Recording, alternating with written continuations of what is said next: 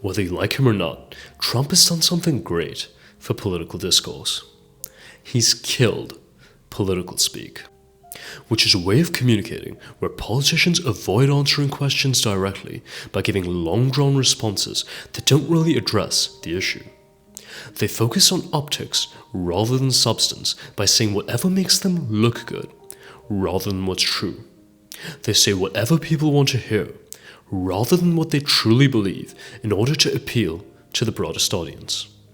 And they avoid polarizing topics for fear of alienating potential supporters. But by taking this approach, they sacrifice authenticity. And people love Trump because he says it like it is. He doesn't sugarcoat things. He says exactly what he thinks, and he doesn't use vague euphemisms or political jargon.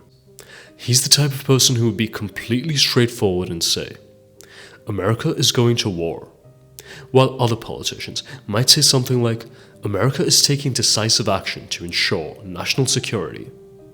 And honestly, that's really refreshing for an average person to see. Have a look at this clip to see what I mean. The United States has conducted an operation that killed Osama bin Laden. Abu Bakr al-Baghdadi is dead. The United States launched a targeted operation against that compound. They did a lot of shooting, and they did a lot of blasting, even not going through the front door. You know, you think you go through the door. If you're a normal person, you say, knock, knock, may I come in? After a firefight, they killed Osama bin Laden and took custody of his body. He died like a dog. But his death does not mark the end of our effort. A beautiful dog. A talented dog. We give thanks for the men who carried out this operation. And I don't get any credit for this, but that's okay. I never do. But here we are. May God bless you, and may God bless the United States of America. And I'm writing a book. I think I wrote 12 books. All did very well. Now, Obama is a great orator, and in this clip, he was clear, precise, didn't use misleading euphemisms or vague, obscure language, which is great. But Trump, on the other hand, said it like your friend would while you were out for a beer, which a lot of people think is better. Because most people don't want to see someone present a polished image. They want authenticity. And that's what Trump gives them. And of course, there are two ways of looking at it. A politician using a casual tone could come across as someone who lacks depth or intelligence. But a politician using diplomatic, measured language could come across as pretentious and deceitful. And for a neutral person judging two political candidates communicating the exact same message, a politician who appears unprofessional because he says exactly what's on his mind, even though it's brash, is more trustworthy than one who appears to be professional but could be avoiding inconvenient details.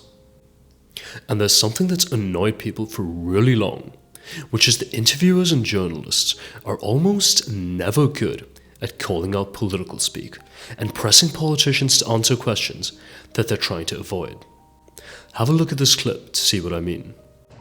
How many illegal immigrants would you estimate your administration has released into the country over the last 3.5 years? Well, I'm glad you raised the issue of immigration because I agree with you. It is a topic of discussion that people want to rightly have. And you know what I'm going to talk about. Yeah, but right do you, now, just a number. Do you think it's 1 million, 3 million? Brett, let's just get to the point. Okay, the point is that we have a broken immigration system that needs to be repaired. So your Homeland Security Secretary said that 85% of apprehensions. I'm not finished. We have it's a an rough immigration estimate of system 6 million people have been released into the country. And let me just finish. I'll get to the question. I promise you. I was beginning to answer. And when you came. The interviewer was correct to try and press for a straightforward answer here, but his method wasn't great. He tried to stop her from rambling and bring her back to the point. But what he should have done, and what all interviewers should do when people are dodging questions, is let the person ramble for as long as they like, let them finish speaking, and then ask the question again. In this case, the interviewer could have let her finish and said, "I appreciate your promise to change the immigration system, But my question was, how many immigrants do you think came in during your administration? And you haven't answered that. And if she skirted around it again, keep quiet, let her ramble, and ask the question for a third time. You still may not get an answer, but you will have the gotcha moment, and you will make a politician look deceitful for avoiding the question. And she's far from the only politician to have ever done this. I mean, this is extremely common for politicians, no matter where they fall on the political spectrum. But people shouldn't accept this. How is everyone not seething with rage when a politician is asked a pointed question and proceeds to dance around the issue instead? Anyway, that wraps up my thoughts on political speak for now. But before you go, have a look at this masterclass on how to expose a politician who's trying to dodge questions.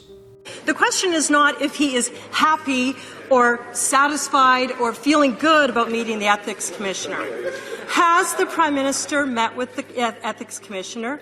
And if so, how many times? Very, very simple. Honourable Prime Minister. Mr. Speaker, I am pleased to work with the Ethics Commissioner and Conflict of Interest Commissioner to answer any questions she may have. That's what Canadians expect of the Prime Minister, and that's exactly what I'm doing. This Prime Minister said he would stand up every Wednesday and answer every question that's being asked of every member on this side of the House, and he fails to do it. He's been asked 5 times today, Mr. Speaker, about the Ethics Commissioner. For the sake of my colleagues, I'll ask it again. How many times? How many times? How many times? How many times? How many times? And how many times has he met with the Ethics Commissioner? Canadians expect clarity, they expect consistency, and when asked the same question, I will give the same answer. That's what Canadians expect. How many times has the Prime Minister communicated with the Ethics Commissioner? Answer the question. I will give the same answer. I am happy to work with the Ethics Commissioner on any questions she may have. And one of the things that I like about Prime Minister's question period is I get to take questions from any MP across the way who has their questions, not just the party leaders. I know that there's some issues in terms of calculation. I'm going to try a different angle. A, was it 0 times did he meet with the Ethics Commissioner? B, was it 1 to 5? Or C, 6 to 10? The fact is, on this side of the House, we are focused on making investments that are going to make a difference in the lives of Canadians. The Prime Minister was getting tired of pretending to answer the question, so he's decided he just won't even pretend to answer it at all. So I'll ask it one more time. His obligation is to be honest with Canadians. What's he covering up here? How many times has he communicated with the Ethics Commissioner? Happy to work with the Ethics Commissioner to answer any questions that she might have. So will the Prime Minister stop hiding the truth and show Canadians what he's actually made of, and tell Canadians how many times he's met with the Ethics Commissioner? I'm happy to work with the Ethics Commissioner to answer any questions that she may have.